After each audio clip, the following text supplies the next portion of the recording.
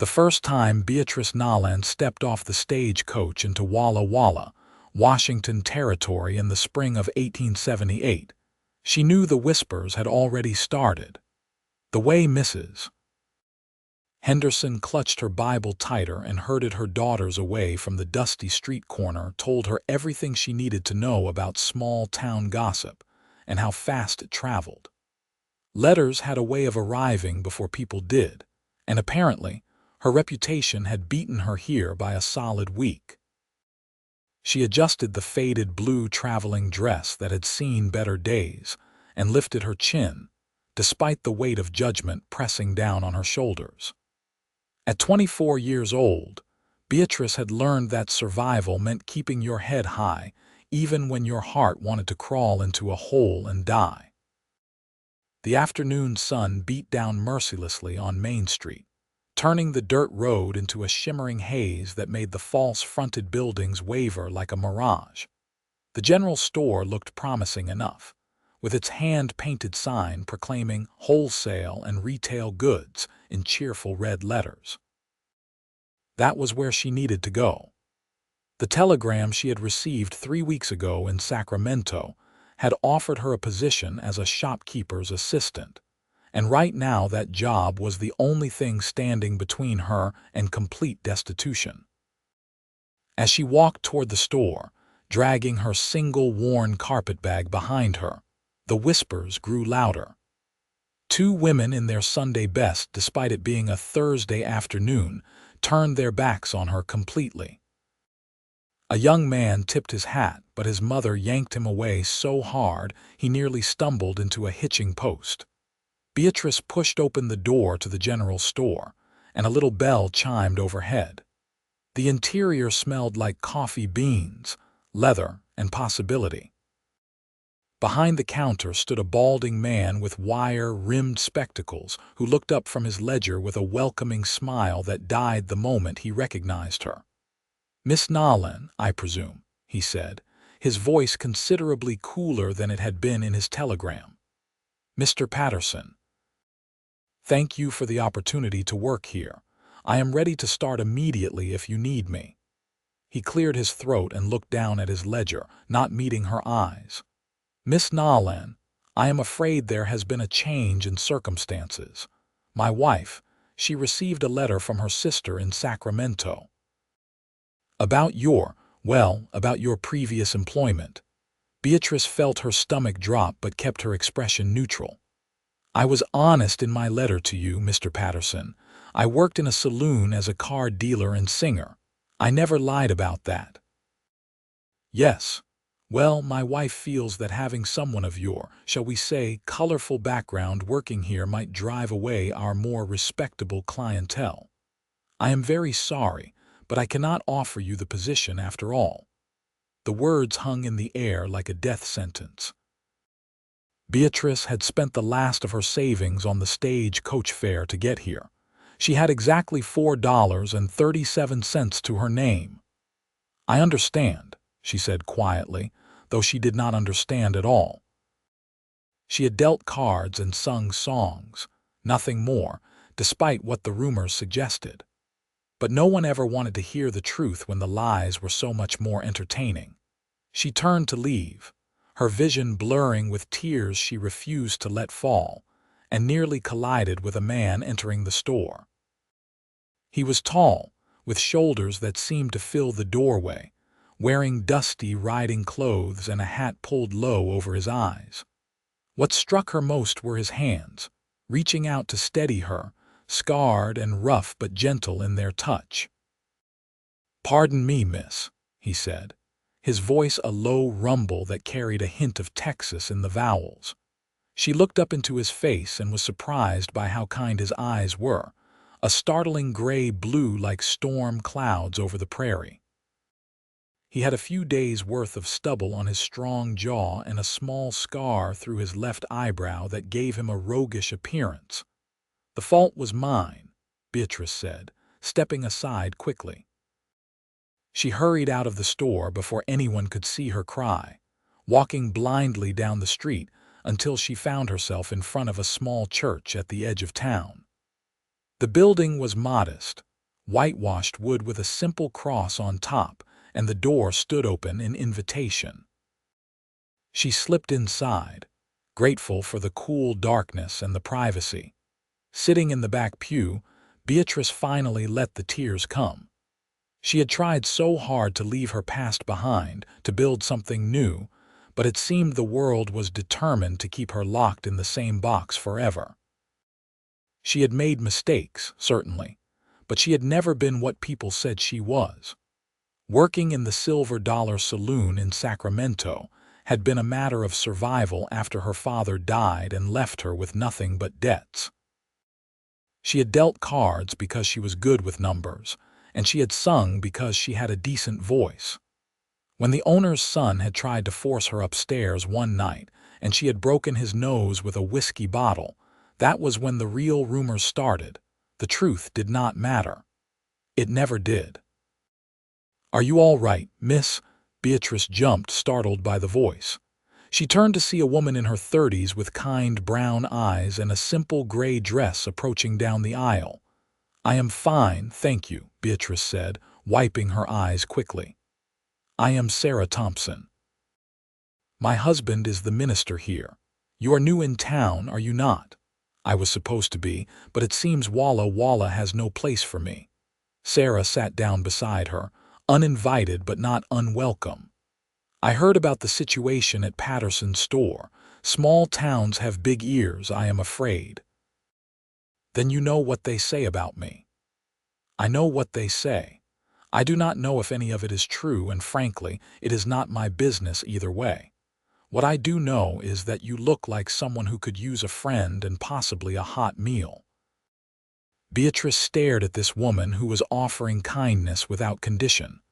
"Why would you do that? Are you not worried about what people will think?" Sarah smiled. "I learned a long time ago that God calls us to love people, not judge them. Besides, my husband has a saying, 'The church is a hospital for sinners, not a museum for saints. If you are hungry, we have stew on the stove.'" For the first time since arriving in Walla Walla, Beatrice felt a small flicker of hope. "I would like that very much." The parsonage behind the church was small but cozy, with lace curtains in the windows and the smell of beef stew filling the air. Reverend Thompson was a gentle-faced man with prematurely gray hair who greeted Beatrice with a firm handshake and no judgment in his eyes. Over dinner, they talked about ordinary things: the weather, the growing season, the new railroad line that might reach Walla Walla in a few years. No one mentioned saloons or Sacramento or scandalous pasts. As Beatrice helped Sarah wash the dishes afterward, the older woman said casually, "I heard that the widow Murphy is looking for someone to help her with her boarding house. She is getting on in years, and the work is too much for her alone. Room and board plus a small wage. It is not much, but it is honest work. Do you think she would hire someone like me?" Widow Murphy lost her husband and both sons to drink and gambling. She does not have much patience for gossip or those who spread it. I think you should talk to her. Armed with directions and a full stomach, Beatrice found herself walking toward the edge of town as the sun began its descent toward the western mountains. The boarding house was a two-story structure that had seen better days, with peeling paint and a porch that sagged slightly in the middle. She knocked on the door, her heart hammering against her ribs. The woman who answered was small and wiry, with steel gray hair pulled back in a severe bun and sharp blue eyes that missed nothing. "If you are selling something I am not buying, Mrs. Murphy. My name is Beatrice Nolan. Mrs. Thompson suggested I speak with you about a position helping with the boarding house." The old woman looked her up and down with an expression that would have curdled milk. "You are that girl from California, the one they are all talking about." "Yes, madam." "Did you do half the things they say you did?" Beatrice met her gaze steadily. "No, madam, but I do not expect anyone to believe me." "Good. I cannot stand people who whine about their problems. Can you cook?" "Yes, madam. My mother taught me before she passed. Can you clean without breaking things? I can. Can you handle men who have been drinking and think they can take liberties? Beatrice thought about the $silver saloon and the owner's son with his broken nose. Yes, madam, I can handle that very well. For the first time, Mrs. Murphy's stern expression cracked into something that might have been a smile. Room at the top of the stairs, second door on the left. Breakfast is at 6, dinner is at 7. You will cook, clean, do laundry, and help me keep these boarders in line. $20 a month plus room and board. Deal. Deal, Beatrice said, hardly believing her luck. Good. Move your things in tonight. Tomorrow morning we have work to do. I have 6 boarders currently, all men, all working in various trades around town. They are mostly decent sorts, but they will test you. Do not take any nonsense from them. Beatrice retrieved her carpet bag from where she had left it outside the general store, ignoring the stares that followed her progress through town, and moved into her new room. It was small and sparse, with a narrow bed, a washstand, and a single window that looked out over the wheat fields stretching toward the blue mountains in the distance. But it was hers, and it was honest work, and that was more than she had dared hope for just a few hours ago. That night, lying in her new bed listening to the unfamiliar sounds of the boarding house settling around her, Beatrice allowed herself to believe that maybe, just maybe, she could build a life here. She had no way of knowing that everything was about to change because of a reformed cowboy with gray-blue eyes and a past as checkered as her own. The next morning, Beatrice woke before dawn to the sound of roosters crowing and the smell of wood smoke. She dressed quickly in her oldest calico dress and an apron Mrs. Murphy had left for her, then made her way downstairs to the kitchen. The old woman was already there, stoking the fire in the massive cast-iron stove. Coffee is on the counter. Drink it fast, then start on the biscuits. Recipe is in that book there. I am too old to be doing all this cooking myself anymore. Beatrice moved through the kitchen with practiced efficiency, her hands remembering the rhythms her mother had taught her years ago. She mixed flour and lard and buttermilk into a shaggy dough, patted it out, and cut neat circles with an old tin can. By the time the biscuits went into the oven, she had bacon sizzling in a pan and eggs waiting to be scrambled. At precisely 6 o'clock, heavy footsteps thundered down the stairs. The boarders filed into the dining room, a collection of dusty, tired-looking men in various stages of wakefulness. They took their seats at the long table, most of them not even looking up, until Beatrice walked in carrying a platter of bacon and eggs. The conversation died. "Morning, gentlemen," she said calmly, setting the platter down. "Biscuits will be out in a moment." She returned to the kitchen, feeling their stares burning into her back. Behind her, the whispers started. "That is her, ain't it? The one from Sacramento. I heard she worked in a brothel. I heard she killed a man. I heard she ran a rigged card game and stole thousands of dollars." Mrs. Murphy's cane slammed against the floor so hard that everyone jumped. The old woman stood in the doorway, a fierce expression on her weathered face. "You will speak respectfully under my roof, or you will find somewhere else to take your meals. Miss Nolan is my employee, and you will treat her with the courtesy due to any lady. Am I making myself clear?" A chorus of sheepish, "Yes, madam," responses followed. Beatrice brought out the biscuits, grateful for the intervention but aware that Mrs. Murphy could not fight all her battles for her. She would have to prove herself through her work and her character, and even then, some people would never see past the rumors. The boarders ate in relative silence, most of them avoiding her eyes. All except one. She noticed him sitting at the far end of the table, the tall man from the general store yesterday with the gray-blue eyes. He met her gaze steadily, No judgment or speculation in his expression, just a quiet acknowledgement. After breakfast, as the men filed out to their various jobs, he was the last to leave. He paused at the kitchen door where Beatrice was already elbow-deep in dishwater. "Thank you for breakfast, miss. Best biscuits I have had since leaving my mother's table in Texas." "You are welcome, mister," she said, surprised by the compliment. "Name is Wade Emerson. I am working at the sawmill just outside town. Been boarding here about 3 months now. Beatrice Nolan." "I know. Welcome to the boarding house, Miss Nolan. Do not let the gossips get to you. This town loves to talk, but they move on to new scandals quick enough." He tipped his hat and left, leaving Beatrice staring after him with a strange warmth in her chest that had nothing to do with the hot dishwater. Over the next few weeks, Beatrice settled into the rhythm of boarding house life. She woke before dawn, cooked 3 meals a day for 6 hungry men, washed mountains of laundry, scrubbed floors until her hands were raw, and fell into bed each night too exhausted to dream. It was hard work, harder than anything she had done at the Silver Dollar Saloon, but it was honest, and no one could question that. The town, however, did not warm to her presence. When she walked to the general store for supplies, women crossed the street to avoid her. When she attended church with Mrs. Murphy on Sundays, the other congregants left a conspicuous empty space in the pews around them. Children were shooed away if they came too close. The message was clear. Beatrice Nolan was marked, tainted, not fit for respectable society.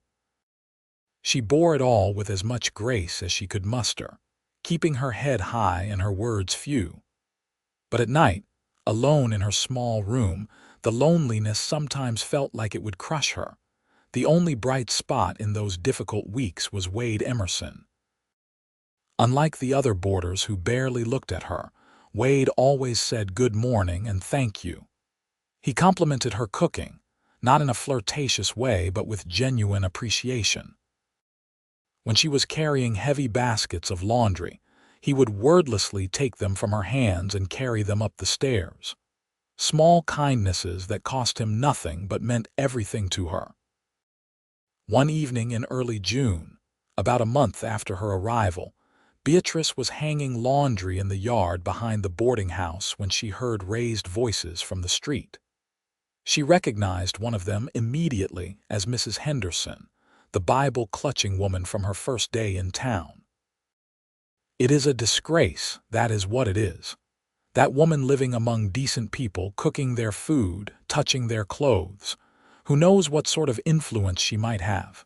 Now, Martha, I am sure she is just trying to make an honest living," another voice said weakly. "An honest living. Women like that do not know the meaning of honest. Mark my words, she will corrupt this entire town if we let her stay. Someone needs to do something about it." Beatrice stood frozen behind the laundry line, her hands gripping a wet sheet until her knuckles turned white. She wanted to march out there and defend herself, but she knew from experience that it would only make things worse. Women like Mrs. Henderson had already made up their minds, and nothing Beatrice could say would change that. "You know, Mrs. Henderson, I have been thinking about that myself." Beatrice's heart sank. That was Wade's voice, deep and calm. She had thought he was different, but apparently she had been wrong.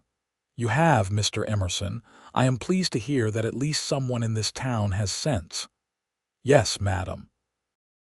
I have been thinking that it must take a special kind of courage to come to a new town, knowing that everyone has already judged you. Takes strength of character to hold your head up and do honest work, even when people treat you like dirt under their shoes. I have been thinking that any woman who can do that is worth 10 of the cowards who hide behind gossip and self-righteousness." There was a shocked silence. "I also been thinking," Wade continued, his voice hardening slightly, "that the good book says something about casting the first stone and loving your neighbor, but maybe that is just my poor education talking. "Good evening, Mrs. Henderson." Beatrice heard his bootsteps walking away, followed by Mrs. Henderson's indignant sputtering. She stood behind the laundry line, tears streaming down her face, something fierce and bright blooming in her chest. Later that evening, after dinner had been served and cleaned up, Beatrice found Wade sitting on the front porch, working on a piece of wood with a small knife. He was carving something, though she could not tell what yet. "Mr. Emerson, may I speak with you?" He looked up, immediately setting aside his work.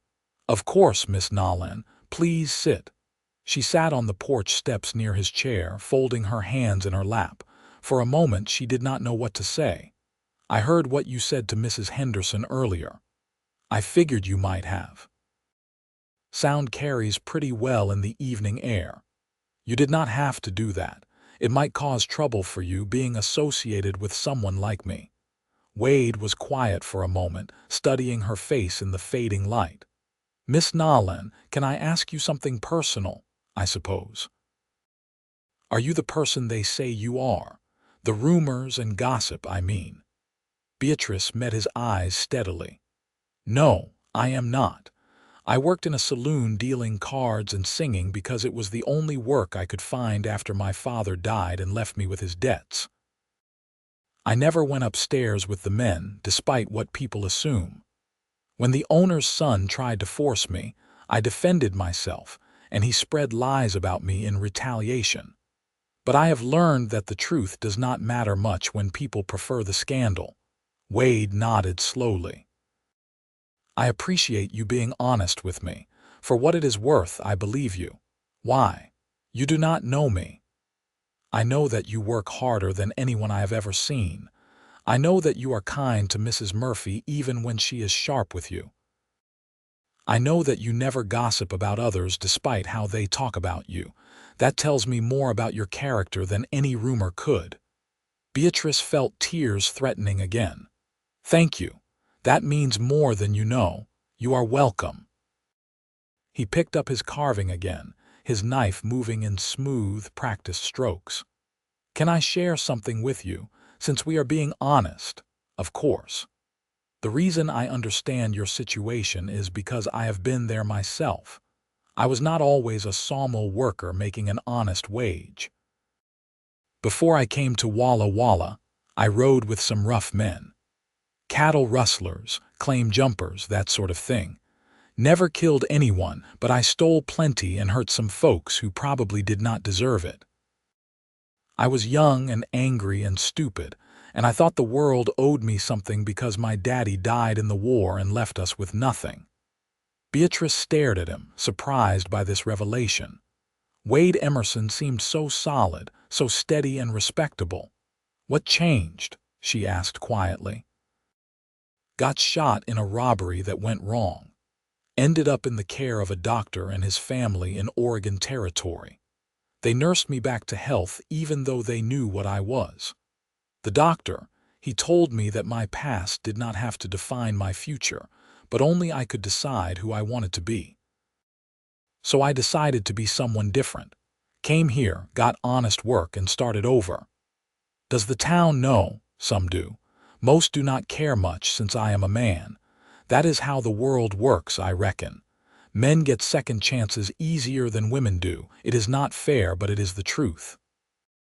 They sat in comfortable silence for a while, watching the sun sink behind the mountains, painting the sky in shades of orange and purple. "What are you carving?" Beatrice finally asked. Wade held up the piece of wood, and she could see it was taking the shape of a small bird, delicate and detailed. "A wren. I like to work with my hands when I need to think. It keeps me calm. It is beautiful. Here," he said, holding it out to her. "Take it. Consider it a welcome to Walla Walla gift, even if the welcome is a month late.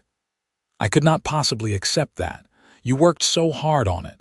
I can make another. Please, I want you to have it." Beatrice took the wooden bird carefully, running her fingers over the smooth carved feathers. "Thank you, Wade." "You are welcome, Beatrice." It was the first time he had used her given name, and it sent a pleasant shiver down her spine. After that evening, something shifted between them. They began to talk more, finding moments throughout the busy days to share conversations. Wade told her about growing up in Texas, about his mother who died of fever and his father who never came home from the war. Beatrice told him about her childhood in Ohio, about her mother's patient teaching, and her father's slow descent into gambling and drink after his business failed. They talked about books they had read, places they wanted to see, dreams they had for the future. Beatrice discovered that Wade had taught himself to read using old newspapers and the family Bible. Wade learned that Beatrice could do calculations in her head faster than most men could with paper and pencil. The other boarders began to notice the growing friendship, and their attitudes toward Beatrice started to soften slightly. If Wade Emerson, who was well-liked and respected, saw something worth knowing in the new cook, maybe there was more to her than the gossip suggested, but not everyone was pleased by the development. Mrs. Henderson and her circle of disapproving matrons watched with narrowed eyes, certain that Beatrice Nolan was corrupting another innocent soul. On a warm Sunday afternoon in July, after church services had ended, Beatrice was walking back to the boarding house alone since Mrs. Murphy had stayed to discuss charity work with Reverend Thompson. She was passing by the schoolhouse when she heard crying coming from behind the building. She found a young girl, perhaps 8 or 9 years old, sitting on the ground with her dress torn and her knee bleeding. Tears were streaming down her dirty face. "Oh, sweetheart, what happened?" Beatrice asked, kneeling beside her. "I fell out of the tree," the girl hiccuped. "I was trying to get my cat down and the branch broke. Let me see that knee." Beatrice pulled a clean handkerchief from her pocket and gently dabbed at the scrape. "You are going to be fine. It looks worse than it is. Where is your cat now?" "Still in the tree. He is scared and will not come down, and now I cannot get up there to get him." "Well, we cannot have that." "Where is this tree?" The girl, whose name was Emma, led Beatrice around the schoolhouse to a large cottonwood tree. Sure enough, an orange tabby cat sat on a high branch, meowing pitifully. Beatrice studied the tree. "Emma, I am going to try to get your cat, but I need you to stand back in case I fall too, all right? You should not go up there, miss. You will ruin your dress." "I have other dresses. I do not have another you, and I will not let you climb again with that hurt knee." Beatrice had climbed plenty of trees as a girl, before her mother had died and her father had insisted she start acting like a lady. She hitched up her skirts, grateful she had worn her older dress today, and began to climb. The branches were sturdy and she made good progress until she reached the frightened cat. "Come here, you silly thing," she murmured, reaching for the animal. The cat hissed but allowed her to scoop it up, clinging to her shoulder with sharp claws. "Oh, you could show a little gratitude." She was carefully making her way back down, one-handed since the other was securing the cat, when she heard voices below. "Emma Jean Morgan, what on earth are you doing?" Beatrice looked down to see a well-dressed woman who looked like an older, more severe version of little Emma, along with Mrs. Henderson and 2 other church ladies. "Mama, Miss Nolan was helping me get marmalade down from the tree." Beatrice reached the lower branches and carefully handed the cat down to Emma before jumping the last few feet to the ground.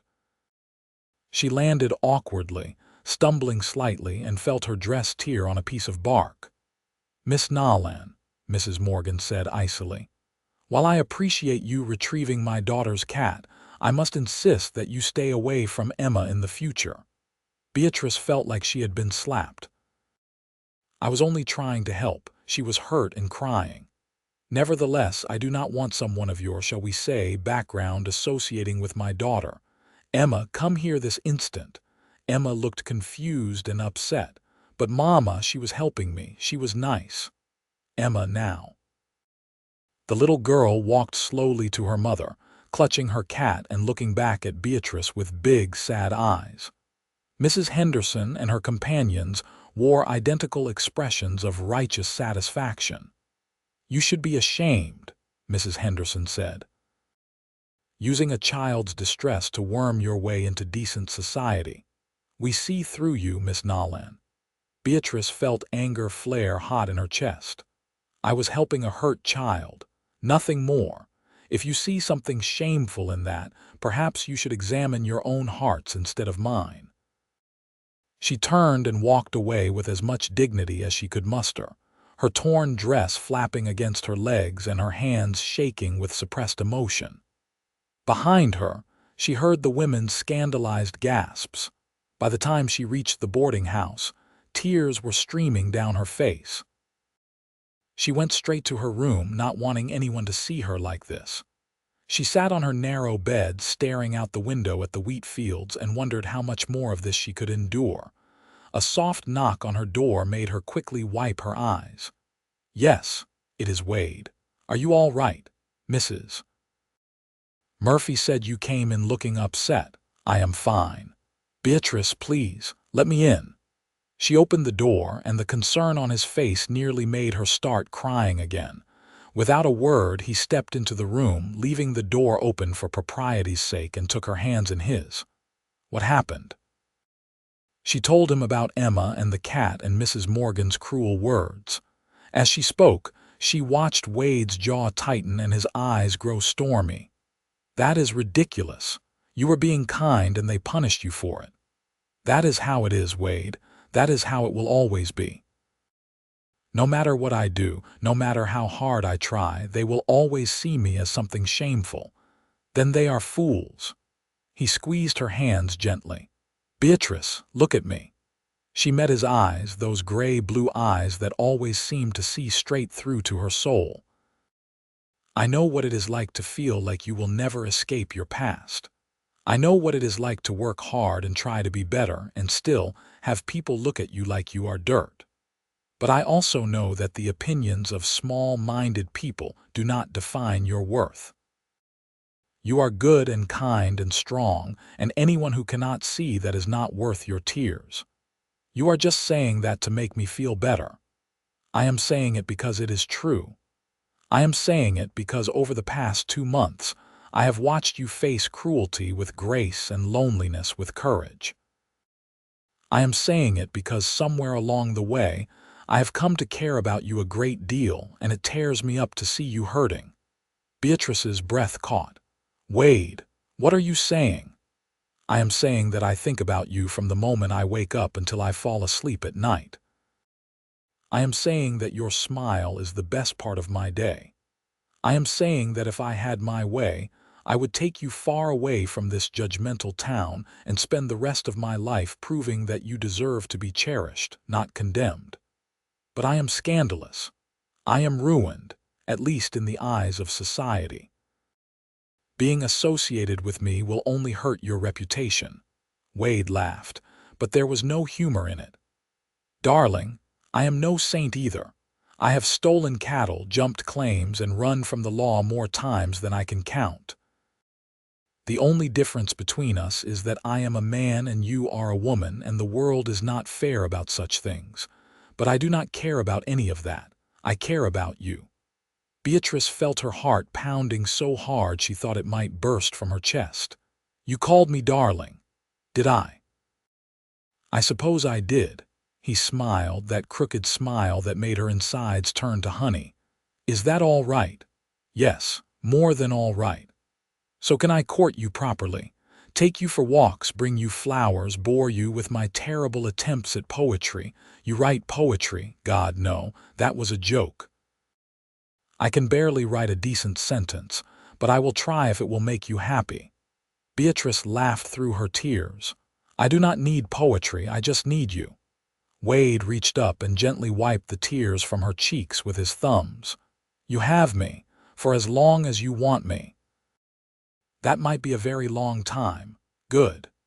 They stood like that for a long moment, just looking at each other, and Beatrice felt something settle in her chest that she had not felt in years. Hope. Real, genuine hope for the future. From that day forward, Wade made his intentions clear to everyone. He walked with Beatrice to church on Sundays, sitting beside her in the empty pew that no one else would share. He accompanied her to the general store, standing by her side while she made her purchases, his presence daring anyone to say something disrespectful. He brought her wildflowers that he picked on his way home from the sawmill, leaving them on the kitchen table with notes written in his careful, painstaking handwriting.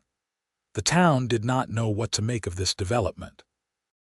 Wade Emerson was well liked and respected, a hard worker who paid his bills on time and caused no trouble. Why would he waste his time courting a woman with a scandalous past, the other boarders at Mrs. Murphy's were initially skeptical, but as they watched Wade and Beatrice together, even the most hardened skeptics began to soften. There was something genuine in the way they looked at each other, something pure in their affection that could not be faked. Mrs. Murphy herself was pleased by the development. "About time someone saw past the gossip to the girl underneath," she told Beatrice one morning while they were making bread. "Wade is a good man. He had some rough years, but he turned himself around. You two are well matched." "You really think so?" "I do. Besides, I like having you here. You are the best help I have had in years, but I will understand if you end up leaving me for a husband and a home of your own." Beatrice felt her cheeks heat. "We have not talked about marriage yet," Mrs. Murphy said with a knowing smile. "You have not talked about marriage yet."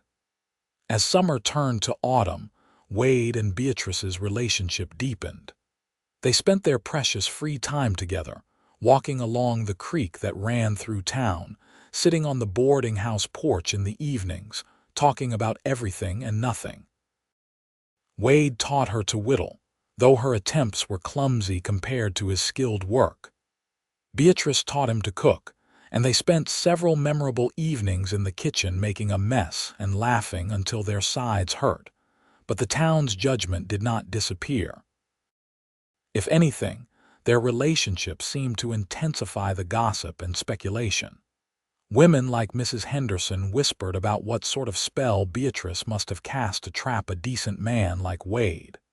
Men in the saloons made crude jokes about what sort of skills Beatrice had learned in Sacramento. When Wade heard some of these comments, it took all of Beatrice's persuasion to keep him from starting fights. He wanted to defend her honor with his fists, but she reminded him that violence would only prove the gossips right and give them more ammunition. "I do not care what they think," Wade said one evening, pacing the boarding house porch like a caged animal. "They have no right to talk about you that way. But they will talk anyway. That is what people do. We cannot control their words, only our own actions." "You are much more patient than I am." "I have had more practice. Trust me, Wade, responding with anger only gives them power. The best revenge is living well despite them." He stopped pacing and pulled her into his arms, something he had started doing recently, holding her close and breathing in the scent of her hair. "You are right. You are always right. I just wish I could make this easier for you. You do, just by being here, by believing in me." That is more than I ever expected to have. One particularly difficult day in October, Beatrice was returning from the general store with supplies when she overheard a conversation that stopped her in her tracks. "I tell you, my husband is thinking of moving his business elsewhere," Mrs. Henderson was saying to a group of women. "He cannot in good conscience remain in a town that tolerates such brazen immorality. That Nolan woman, parading around on Wade Emerson's arm like she is respectable. It is an affront to every decent person here." "Perhaps we should organize a petition," another woman suggested. "Ask the town council to do something about her." "Do something about her? What exactly do you suggest?" That was Sarah Thompson's voice, sharp with anger. "She has broken no laws. She works honestly and minds her own business." "What exactly is the problem?" The problem is her past, Mrs. Thompson. Surely even you can see that. What I see is a group of women who call themselves Christians while treating a fellow human being with appalling cruelty. What I see is hypocrisy of the highest order. Have any of you actually spoken to Beatrice Nolan? Have you bothered to learn who she really is, or are you content to judge her based on second-hand gossip? I never thought I would see the day when a minister's wife defended a fallen woman. A fallen woman. She dealt cards in a saloon to survive after being left penniless. That makes her resourceful, not fallen. And even if every rumor about her were true, which I doubt, she would still deserve basic human kindness. Shame on all of you. Beatrice heard the swish of skirts as Sarah Thompson walked away, leaving the other women in scandalized silence. She waited until they had dispersed before continuing back to the boarding house, her heart swelling with gratitude for Sarah's defense, but aching at the reminder of how much she was hated here. That evening, Wade found her sitting on the back steps of the boarding house, staring out at the darkening sky. "You are quiet tonight," he said, settling down beside her, "just thinking." "About what?" "About whether it is fair to you being with me. You have built a good life here, Wade. You are respected, liked, but the longer you are associated with me, the more that respect erodes. Today I heard Mrs. Henderson talking about people leaving town because they are so offended by my presence." Wade was quiet for a moment. "Do you want to leave?" "I do not know. Part of me wants to stay and prove them all wrong. Part of me wants to run away and start over somewhere no one knows my name. If you want to leave, we will leave, together." Beatrice turned to look at him. "What are you saying?" "I am saying that wherever you go, I want to go with you. I am saying that I am tired of pretending we are just courting when what I really want is to marry you. I am saying that I love you, Beatrice Nolan, and I do not care who knows it or what they think about it." Tears sprang to her eyes. "You love me." "I do. Have for a while now. Been trying to work up the courage to tell you. I love you too. So much it scares me sometimes." Wade reached into his pocket and pulled out a small object. In the fading light, Beatrice could see it was a ring, simple and handmade, the metal polished smooth. "I made this from a horseshoe nail," Wade said. "It is not fancy, and someday I hope to buy you a proper ring with a real stone. But for now, this is what I have to offer. Beatrice, will you marry me? Will you let me spend the rest of my life proving that you deserve all the good things this world has to offer?" "Yes," Beatrice whispered. "Yes, absolutely yes." He slipped the ring onto her finger and it fit perfectly. Then he cupped her face in his hands and kissed her for the first time, gentle and sweet and full of promise. Beatrice felt like she was floating, like all the harsh words and cruel judgments did not matter anymore, because she had this man who loved her despite everything. They were married 3 weeks later in a small ceremony at the church. Reverend Thompson officiated, and Sarah stood up with Beatrice. Wade asked one of his co-workers from the sawmill to be his witness. Mrs. Murphy attended, along with a handful of the other boarders. The church was not full by any stretch of the imagination, but the people who were there genuinely cared about them, and that was all that mattered. Beatrice wore a simple blue dress that Sarah had helped her make, and Wade wore his Sunday best with a new neckerchief that Beatrice had saved up to buy him. They spoke their vows in clear, strong voices, promising to love and cherish each other through whatever life might bring. When Reverend Thompson pronounced them husband and wife, and Wade kissed her in front of everyone, Beatrice felt a joy so profound it brought tears to her eyes. She was married. She had a husband who loved her. She had a future that did not involve running or hiding or being ashamed. They had a small reception at the boarding house, with cake that Beatrice and Mrs. Murphy had baked together and lemonade in fancy glasses. The other boarders offered toasts and congratulations, and even though the town's elite were conspicuously absent, it was a celebration full of genuine warmth and affection. "So where are you two lovebirds going to live?" Mrs. Murphy asked. "Not that I am trying to get rid of you, but I assume you want your own place."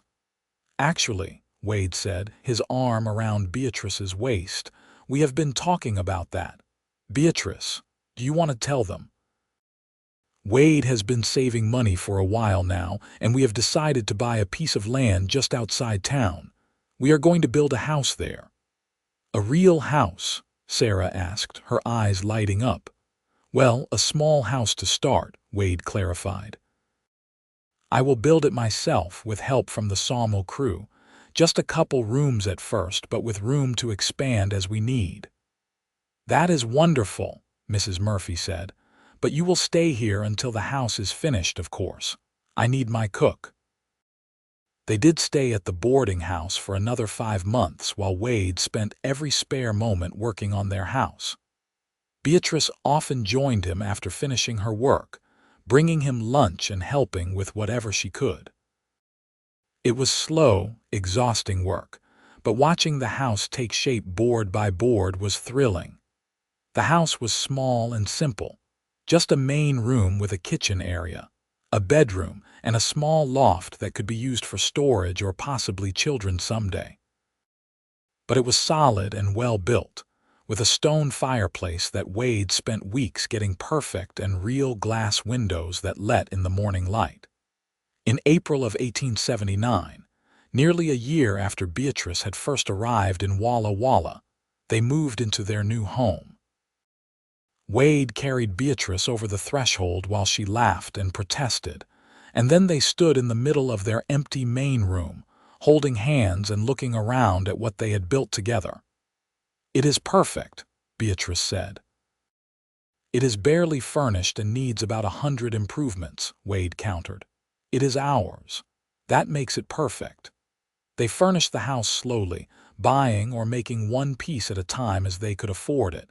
Wade built them a table and chairs, a dresser, a bed frame. Beatrice sewed curtains and quilts, made rag rugs for the floor, planted a vegetable garden in the yard. Each addition made the house more of a home, and each day Beatrice felt more settled, more permanent, more like she truly belonged somewhere. The town's attitude toward them remained mixed. Some people slowly began to accept that Beatrice was not going anywhere and that Wade was serious about his marriage. Others, like Mrs. Henderson and her circle, remained steadfastly disapproving. But in their little house on the edge of town, Wade and Beatrice built a life that did not require anyone else's approval. Wade continued working at the sawmill, and Beatrice took in sewing and laundry to earn extra money. She also continued helping Mrs. Murphy at the boarding house a few days a week, since the old woman had grown fond of her and the extra income was useful. They were not wealthy by any measure, but they had enough, and more importantly, they had each other. One evening in late summer, as they sat on their small porch watching the sunset, Beatrice told Wade the news she had been holding inside for a week. "I went to see the doctor today." Wade immediately looked concerned. "Are you ill? Why did you not tell me you were feeling poorly?" "I am not ill. I am pregnant." Wade stared at her for a long moment, his expression unreadable. Then a smile spread across his face, so wide and genuine that Beatrice started laughing. "A baby. We are having a baby, we are. The doctor thinks probably February or March." Wade pulled her into his arms, holding her so tightly she could barely breathe. "This is the best news, the absolute best news. We are going to be parents. Are you happy? I know we had not really discussed it yet." "Happy, Beatrice, I am thrilled, terrified but thrilled." "Do you think I will be a good father?" "I think you will be wonderful. You are patient and kind and so loving. Our child will be lucky to have you." They spent the rest of the evening making plans, talking about names and what they would need to prepare. Wade immediately started designing a cradle he would build, sketching it out on a piece of paper with careful precision. As Beatrice's pregnancy progressed, she faced a new wave of gossip. Women in town whispered that she had trapped Wade with the baby, that she had probably gotten pregnant deliberately to secure her position. The fact that they had been married for over a year before she conceived did not seem to matter to the gossips. But Beatrice found she cared less and less about the gossip. She had her husband, her home, and now a baby on the way. What did it matter what Mrs. Henderson and her friends thought? Wade was incredibly attentive throughout the pregnancy. He took over most of the heavy chores, insisted that Beatrice rest more, and worried constantly about her health. When she laughed at his overprotectiveness, he would say, "You are carrying the most precious thing in the world. I am not taking any chances." As winter settled over Walla Walla, Beatrice grew large and uncomfortable. The baby was active, kicking and moving at all hours. Sometimes Wade would place his hand on her belly and talk to the baby, telling stories about his day or singing old Texas songs his mother had taught him. Those moments were so tender and precious that Beatrice would often find herself crying, overwhelmed by how much her life had changed. On a cold February morning in 1880, Beatrice's labor began. Wade raced to fetch the doctor and Sarah Thompson, who had offered to help.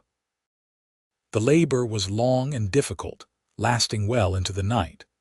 Wade paced outside the bedroom, wearing a path in their new floor, until finally he heard the strong cry of a newborn. Sarah emerged with a tired smile.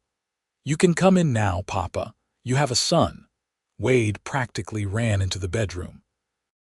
Beatrice was propped up in bed, exhausted but radiant, holding a tiny bundle wrapped in the baby blanket she had knitted. Their son had a wisp of dark hair and was waving tiny fists in the air, still crying lustily. "A boy," Wade breathed, sitting carefully on the edge of the bed. "We have a son." "Would you like to hold him?" Beatrice asked. "I do not want to hurt him." "You will not. Here." She carefully transferred the baby into Wade's arms, and Beatrice watched as her strong, capable husband transformed into someone awed and slightly terrified.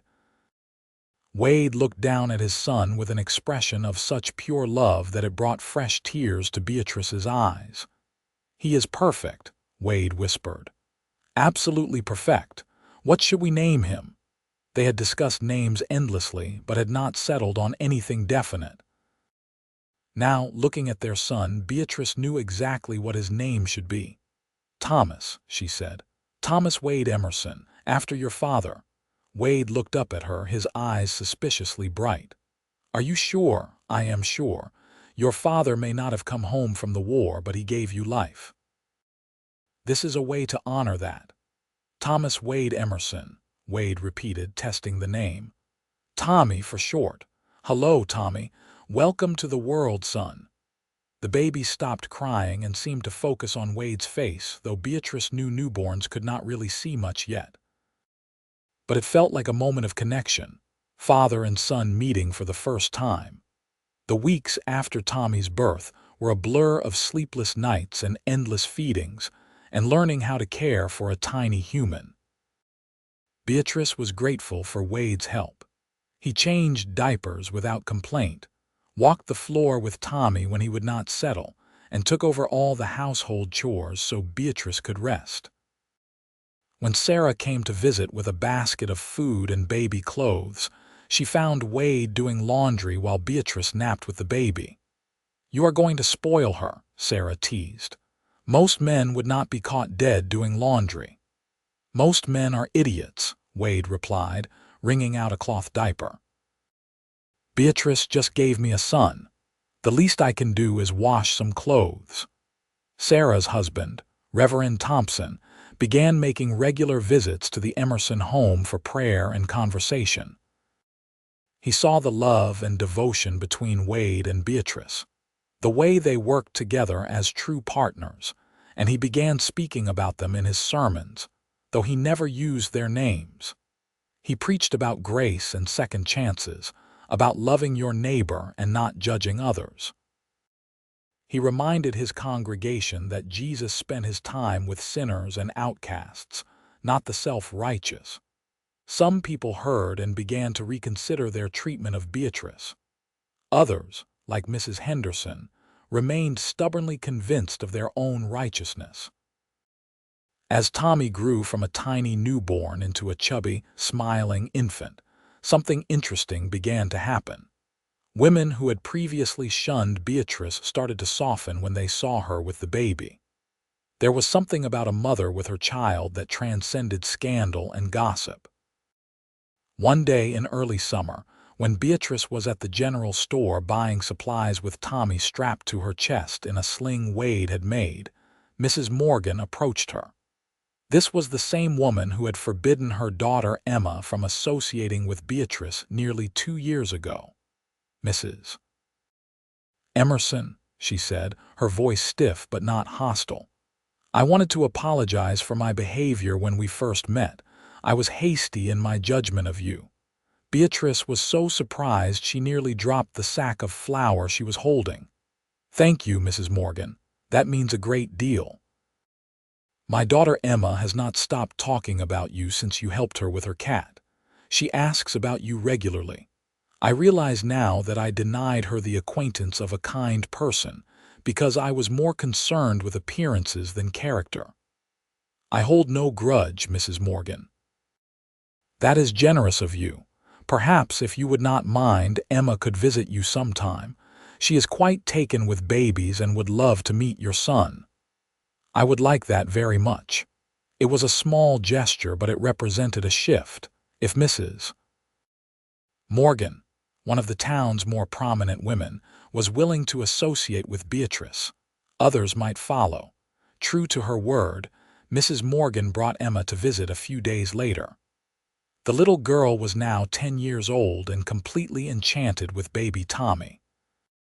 She held him carefully, cooing over his tiny fingers and toes, and chattered to Beatrice about her cat Marmalade and her school lessons.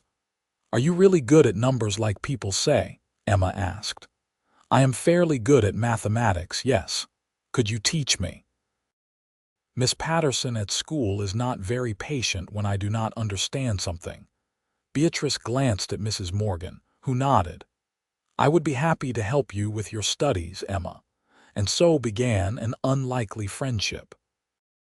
Emma started visiting regularly, sometimes to see the baby but increasingly to get help with her schoolwork. Beatrice discovered that she enjoyed teaching, breaking down complex problems into simple steps that Emma could understand. Other children began to accompany Emma, drawn by curiosity about the baby and staying for the patient tutoring. Before long, Beatrice had an informal school meeting at her house 3 afternoons a week. The children's mothers, seeing their progress, began to view Beatrice differently. She was not just the scandalous woman from Sacramento anymore. She was Mrs. Emerson, the patient tutor who helped their children succeed. Wade watched this development with pride and amusement. "You are taking over the town one child at a time," he told Beatrice one evening. "I am not trying to take over anything. I just enjoy helping them learn." "I know. That is what makes it so effective. You are not trying to win their approval, you are just being yourself. And yourself is pretty wonderful." As Tommy's first birthday approached, Beatrice and Wade decided to have a small celebration. They invited Sarah and Reverend Thompson, Mrs. Murphy, some of Wade's co-workers from the sawmill, and the children Beatrice had been tutoring along with their parents. To their surprise, nearly everyone accepted the invitation. On a sunny Saturday in February 1881, their little house was packed with people. The mothers brought dishes to share. The men helped Wade set up tables outside, and the children ran around playing while Tommy watched from his father's arms, overwhelmed by all the attention. It was not a formal reconciliation with the town, not exactly. Mrs. Henderson and her closest allies were conspicuously absent, but it was a beginning, an acknowledgement that Beatrice and Wade were part of the community, for better or worse. As the sun set and the guests began to leave, Mrs. Morgan pulled Beatrice aside. "I want to propose something to you. The school board is looking for a new teacher to help with the younger children. Miss Patterson is overwhelmed with the number of students. I have seen how good you are with the children, and I think you would be perfect for the position. It comes with a salary, not much but something. Would you be interested?" Beatrice was speechless. A respectable job teaching children, officially sanctioned by the school board. It was more than she had ever dared hope for. "I would be very interested," she managed to say. "But are you sure the board would approve someone like me?" "I am on the school board," Mrs. Morgan said firmly, "and I will make sure they understand what an asset you would be. You have already proven yourself with the children. It is time we recognize that officially." 2 weeks later, Beatrice stood in front of the school board, her heart pounding, while they questioned her about her teaching methods and her qualifications. Mrs. Morgan spoke passionately on her behalf, as did Sarah Thompson. In the end, they offered her the position with a vote of 4-1, with only Mrs. Henderson's husband voting against her. Beatrice came home that evening to find Wade playing with Tommy on the floor, building towers out of wooden blocks for the baby to knock down. "I got the job," she said, still hardly believing it. Wade jumped up, grabbing her in a tight hug and spinning her around. "I knew you would. I am so proud of you. This feels like a dream. A year ago, I was worried about whether we would have enough money for winter supplies. Now I have a teaching position. How did this happen? It happened because you never gave up, because you kept being kind and patient even when people were cruel. Because you proved through your actions that you are exactly who I knew you were all along, someone worth knowing, worth respecting, worth loving. I could not have done any of this without you. You believed in me when no one else did. You stood by me when it would have been easier to walk away. Walking away was never an option. You are my life, Beatrice. You and Tommy. Everything else is just details." Beatrice started her new position at the school in April, teaching arithmetic and reading to children aged 6 to 9. She found the work challenging but deeply rewarding. The children adored her patience and her ability to make difficult concepts understandable. The parents, seeing their children's progress, began to speak well of her. Slowly but surely, Beatrice's reputation shifted from scandalous woman to respected teacher. Of course, not everyone changed their minds. Mrs. Henderson continued to disapprove loudly and publicly, and there were others who believed that past sins should never be forgotten or forgiven. But they were increasingly in the minority.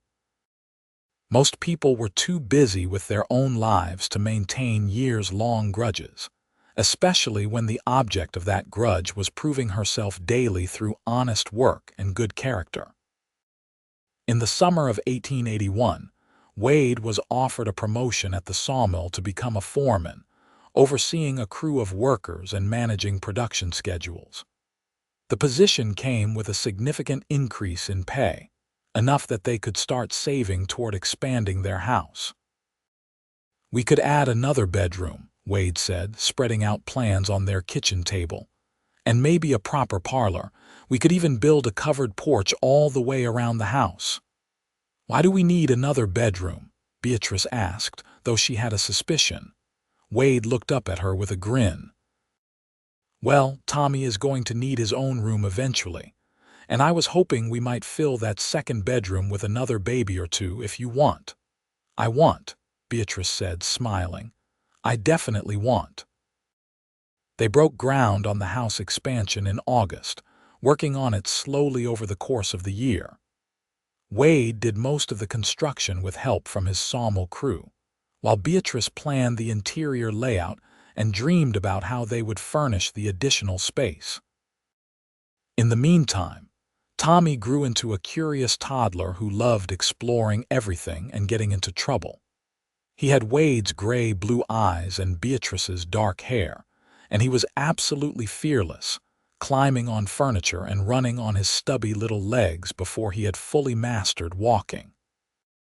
Wade was a devoted father, coming home from work covered in sawdust and immediately scooping Tommy up for hugs and tickles. He taught Tommy to recognize different types of wood, to hammer nails into scrap lumber, to carve simple shapes with a child-safe knife. Beatrice would watch them together, her heart swelling with love for these two males who had become her entire world. In the spring of 1882, Beatrice discovered she was pregnant again. This pregnancy was easier than the first, probably because she was not also dealing with the stress of being newly married and newly established in town. Wade was just as attentive as before, maybe more so, constantly checking on her and making sure she was not overdoing it. Their second son was born in December 1882, a few weeks before Christmas. They named him Samuel, and he was a calmer baby than Tommy had been, content to sleep and eat and observe the world with serious dark eyes. Tommy, now nearly 3 years old, was fascinated by his baby brother. He would bring Samuel toys and try to share his food, not understanding that the baby was too young for such things. Wade had to gently explain that Samuel needed to grow bigger before he could play.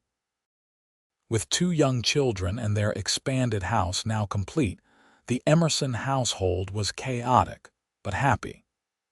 Beatrice had taken a temporary leave from teaching after Samuel's birth, but the school board assured her that her position would be waiting when she was ready to return. They hosted their first Christmas in the expanded house, inviting Sarah and Reverend Thompson, Mrs. Murphy, and several other families. The house was filled with laughter and warmth, with children running everywhere and adults chatting over mulled cider. As Beatrice looked around at her full house, her husband holding their infant son while their toddler played at his feet, she felt a gratitude so deep it was almost painful. She thought about the scared, desperate woman who had stepped off the stagecoach in Walla Walla nearly 5 years ago, certain that she had reached the end of any hope for happiness. That woman would never have believed that this life was possible. A loving husband, 2 beautiful sons, a home, respected work, friends, acceptance. It had not come easily. It had required patience and perseverance, the courage to keep going when everything seemed hopeless. But more than anything, it had required Wade, the reformed cowboy who saw past her scandalous reputation to the woman underneath. The man who said, "I'm no saint either, darling," and meant it, who understood that past mistakes did not define future worth. Late that Christmas evening, after all the guests had gone home and both boys were asleep, Wade and Beatrice sat together in their new parlor. The fire crackled in the hearth, casting dancing shadows on the walls. Wade had his arm around Beatrice and she leaned her head on his shoulder, feeling completely content. "Do you ever regret it?" she asked quietly. "Marrying me, I mean, tying yourself to someone with my past." "Never," Wade said firmly. "Not once, not even for a second. You are the best thing that ever happened to me, Beatrice. You and our boys. Marrying you was the smartest thing I ever did. I love you so much. Sometimes I do not think you understand how much. I think I might have some idea, since I feel the same way about you." They sat in comfortable silence for a while, watching the fire burn down to embers. "I have been thinking," Wade said, "about what you said when we first got married, about wanting to prove the gossips wrong. Do you think we have done that?" Beatrice considered the question. "I think we have proven that we are not what they said we were. Whether the gossips believe it or not is up to them. But I have realized that I do not really care anymore. I used to think that winning their approval was the most important thing. But now, I know that having your love and our family is worth more than all the approval in the world. That is good, because I think some people are always going to disapprove of us. People like Mrs. Henderson, they need someone to look down on, makes them feel superior. Let them feel superior.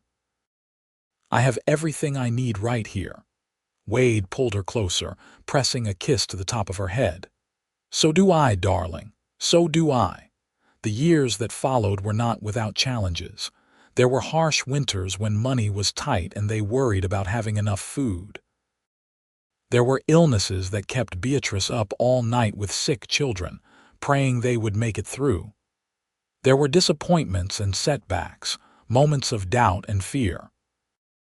But through it all, Wade and Beatrice faced everything together, their partnership growing stronger with each challenge overcome. Wade continued to advance at the sawmill, eventually becoming the overall manager.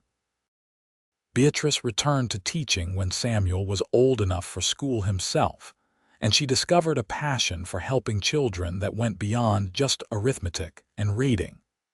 Tommy grew into a serious, thoughtful boy who loved working with his hands like his father.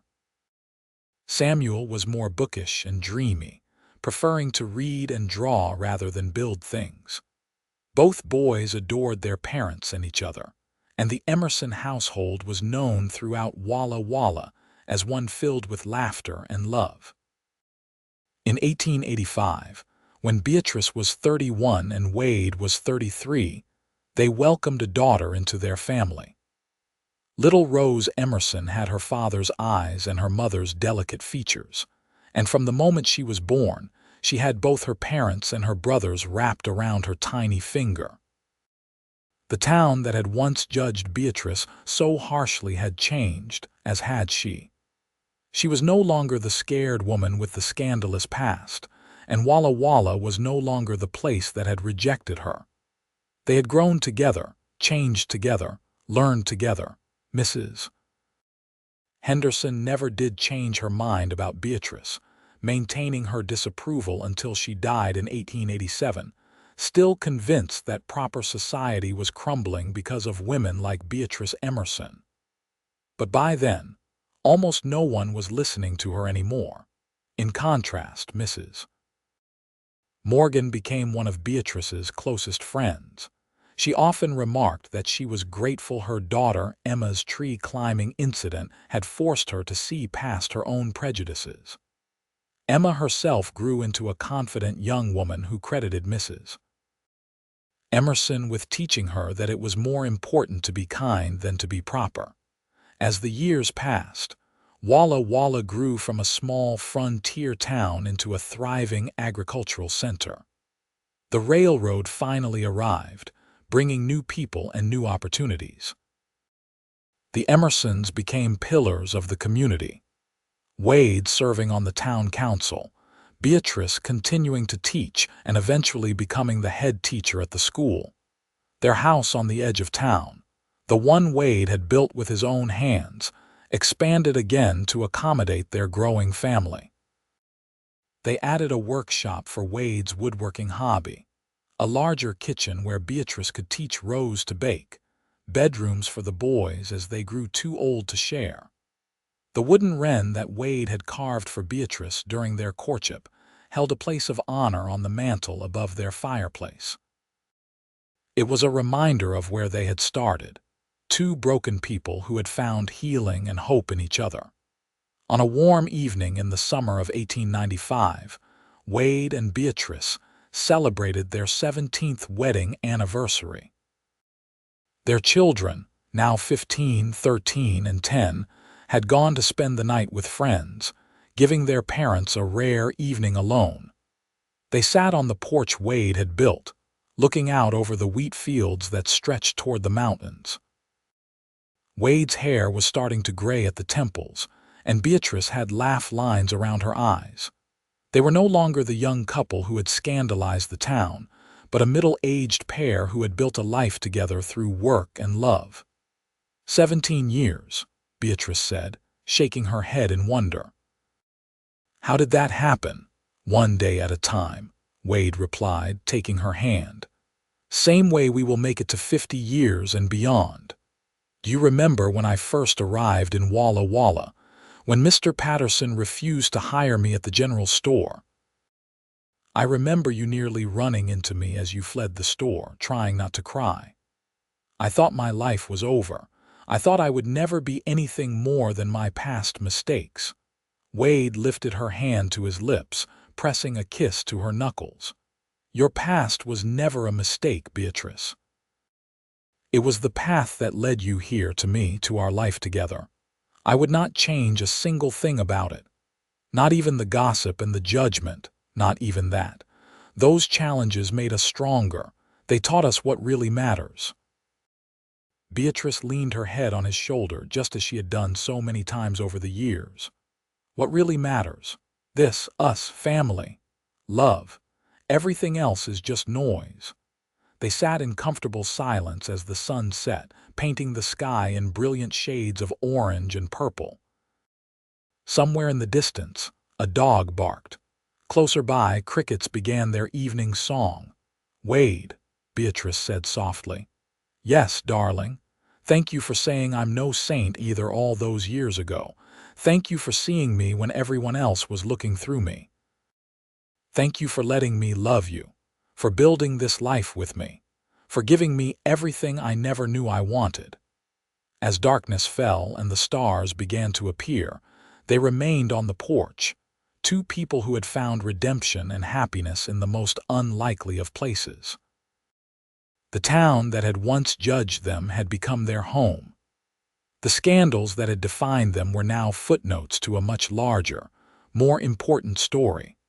A story of love, perseverance, and the transformative power of seeing the best in someone even when the worst is all that others can see. Years continued to roll by, bringing with them new joys and new challenges. Tommy fell in love with a rancher's daughter and married her in 1900, making Wade and Beatrice young grandparents. Samuel went to college in Seattle and returned with plans to become a lawyer, fulfilling his mother's dreams of scholarly success. Rose became a teacher herself, following in her mother's footsteps and eventually taking over Beatrice's position when she retired.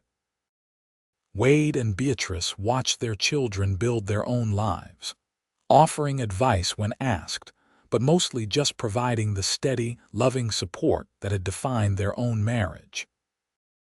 They became the couple that younger people in town looked to as an example, proof that love could overcome any obstacle if it was strong enough and true enough. On their 25th wedding anniversary in 1903, the town threw them a celebration in the church social hall. It was packed with people who had known them for years, who had watched their love story unfold, who had come to respect and admire them. Even those who had initially been skeptical had long since accepted that the Emersons were exactly what they appeared to be, good people who loved each other deeply. Reverend Thompson, now quite elderly but still sharp as ever, gave a speech about how Wade and Beatrice had taught him more about grace and redemption than all his years of theological study. Sarah Thompson, her friend through everything, presented them with a beautiful quilt made from scraps of fabric representing different moments in their marriage. Mrs. Murphy, impossibly old but still fierce, stood up and announced that Wade and Beatrice were the best thing that had ever happened to Walla Walla, and anyone who disagreed could take it up with her personally. Nobody disagreed. As Wade and Beatrice danced together in the center of the hall, surrounded by family and friends and well-wishers, Beatrice thought about how far they had come. The scared, judged woman and the reformed cowboy had built something beautiful out of their broken pieces. They had created a family, a home, a legacy of love that would extend far beyond their own years. "What are you thinking about?" Wade asked, pulling her closer as they swayed to the music. "I am thinking that I am the luckiest woman in the world. Funny, I was thinking I am the luckiest man." I guess we are both lucky then. I guess we are, darling. I guess we are. The celebration continued late into the night, with music and laughter and the kind of joy that comes from being surrounded by people you love and who love you back. It was everything Beatrice had never dared dream of during those dark days in Sacramento, when she thought happiness was forever beyond her reach. As they walked home that night under a sky full of stars, Wade's arm around her waist and her head on his shoulder, Beatrice felt a profound sense of peace. She had everything she had ever wanted and so much more. She had a man who loved her unconditionally, children who made her proud, a community that respected her, and most importantly, she had herself. Not the person others had tried to make her into, but the person she had always been underneath all the judgment and scandal. The years ahead would bring their share of sorrows. Wade's mother's instinct would be tested when Samuel had a dangerous bout of pneumonia. There would be the heartbreak of a stillbirth between Rose and what would have been their fourth child. There would be the slow, inevitable losses that come with age, friends passing away, bodies growing weaker, memories becoming more precious as time marched forward. But through it all, Wade and Beatrice would face everything together, their love a constant in a changing world. They would grow old side by side, holding hands through the hard times and celebrating the good times, always grateful for the unlikely gift they had been given all those years ago when a reformed cowboy looked past scandal and gossip to see the woman underneath. In the end, that was the real story, not the town's judgment or the scandalous past, but the love that had conquered both. The love that had said, "I'm no saint either, darling," and meant it. The love that had built a house and a family and a life worth living. The love that had proven, day after day and year after year, that redemption was not just possible but beautiful, and that the past did not have to define the future. Wade and Beatrice Emerson lived out their days in Walla Walla, Washington, in the house he had built with his own hands, surrounded by children and grandchildren and great-grandchildren, who had no idea that there had ever been a time when their beloved grandmother was considered scandalous. To them, she was just Grandma Beatrice, who made the best apple pie and told wonderful stories and loved them unconditionally. And when Wade passed away peacefully in his sleep in 1918 at the age of 66, with Beatrice holding his hand, she mourned him deeply, but without regret. They had been given 40 years together, 40 years of love and laughter and partnership. It was more than either of them had ever expected, and it was enough. Beatrice lived another 12 years after Wade's death, spending her days with her children and grandchildren, tending her garden and teaching one last generation of Walla Walla children their arithmetic and reading. She never remarried. No one could ever replace Wade in her heart. When she passed away in 1930 at the age of 76, surrounded by her family in the house Wade had built, her last words were, "Tell Wade I am coming, darling." And everyone who knew their story believed that she had indeed been reunited with her cowboy, the man who had seen past her scandalous, past to the woman she truly was, and who had loved her unconditionally until the end. The Emerson name lived on in Walla Walla for generations, a testament to what two people could build when they refused to let judgment and gossip define them. The house on the edge of town, expanded and updated over the years, remained in the family for decades, a physical reminder of the love story that had started there. And sometimes, on quiet evenings when the sunset painted the sky in brilliant colors, people said you could still feel the love that Wade and Beatrice had shared, echoing through the rooms they had filled with laughter and tears and everything in between. It was a reminder that every person deserved a second chance, that the past did not have to be a prison, and that true love could indeed conquer all. Their story became one that parents told their children when they faced judgment or hardship. The story of the woman with the scandalous past and the reformed cowboy who loved her anyway. It became a story about grace and redemption, about looking past surfaces to see souls, about building something beautiful out of broken pieces. And at the heart of it all was a simple truth that Wade had spoken so many years ago on that boarding house porch. "I'm no saint either, darling." Those words had been an acknowledgement that everyone has a past. Everyone makes mistakes, and the measure of a person is not where they have been but where they are going and who they choose to become. Beatrice and Wade had chosen to become better together. They had chosen love over judgment, grace over condemnation, hope over despair. And in doing so, they had not only built a beautiful life for themselves, but had also shown an entire town what was possible when you looked past scandal to see the human being underneath.